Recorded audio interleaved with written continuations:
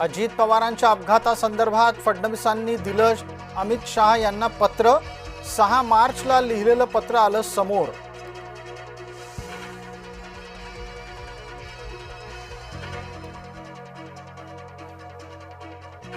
महापौर रितू तावडेंना दिलासा नाहीच। 2016 मधल्या एका प्रकरणात दोषमुक्ती मागण्याचा अर्ज मुंबईच्या न्यायालयानं फेटाळला।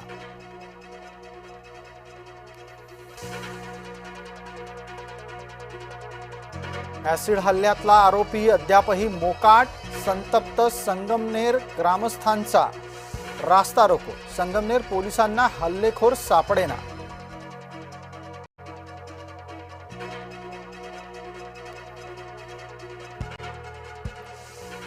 ऍसिड हल्ले थांबवण्यासाठी स्वतंत्र कायद्याची आवश्यकता। आरोपीला कडक शिक्षा झालीच पाहिजे। विधान परिषदेच्या उपसभापती डॉक्टर नीलम गोऱ्हे यांची प्रतिक्रिया।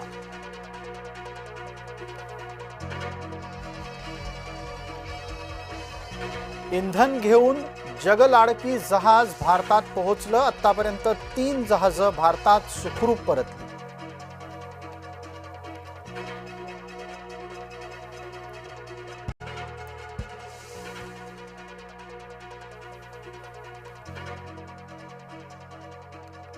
इराणचा एकाच वेळी अनेक ड्रोननं दुबईवर हल्ला। यूएईच्या एअर डिफेन्स सिस्टमनं ड्रोन्सचा मार्ग रोखला।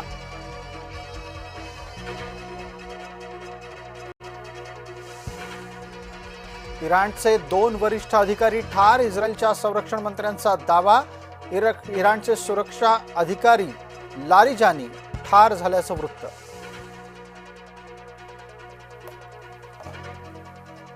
डोनाल्ड ट्रम्प यांची आगपाखड सुरूच। नाटो आणि मित्र देशांनी मदत न केल्यामुळे ट्रम्प अस्वस्थ।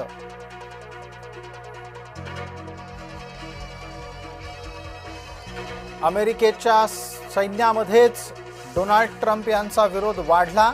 दहशतवाद विरोधी प्रमुख जो केंट यांचा राजीनामा।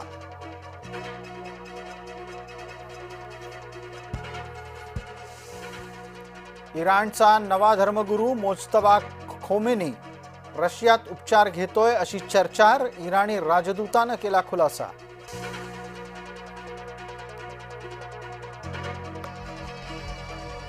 घरगुती गॅस मिळवण्यासाठी आंतरराष्ट्रीय स्तरावर वाटाघाटी। केंद्राच्या हमीनंतर नागपूर खंडपीठातली याचिका निघाली निकाली।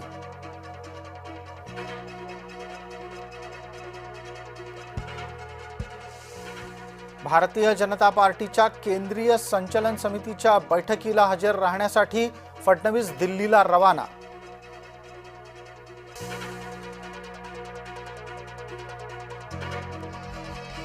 मतदार यादी शुद्धीकरणाच्या प्रक्रियेला भाजपाकडून वेग। मुख्यमंत्री फडणवीस आणि प्रदेशाध्यक्ष रवींद्र चव्हाण यांच्या उपस्थितीत घेतली कार्यशाळा।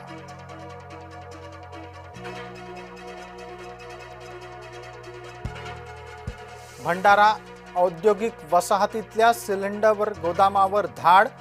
कारवाईमध्ये 57 सिलेंडर जप्त।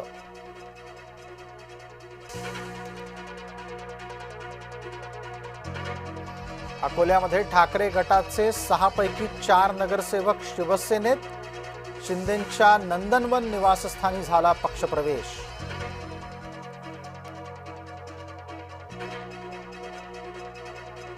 नागपुरातील वीज केंद्रांना ड्रोन हल्ल्याची धमकी। खापरखेडा कोराडी इथल्या वीज उत्पादन केंद्रांना वाढीव संरक्षण।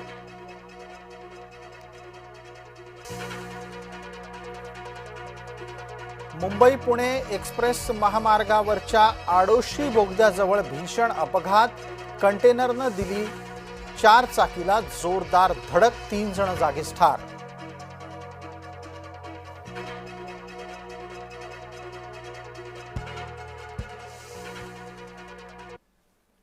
नमस्कार।